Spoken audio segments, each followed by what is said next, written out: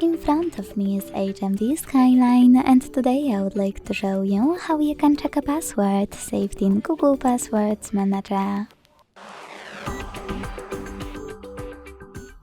Begin by opening Settings and scrolling all the way down to access Passwords and Accounts. Then hit this gear next to Google under Autofill service and tap on Google Password Manager. Following that, you need to tap on Passwords at the bottom right corner and tap on any password that you wish to check out.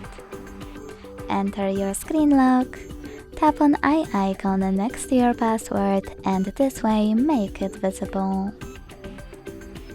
Thanks so much for watching. If you enjoyed this video, leave a like, comment, and subscribe. Bye!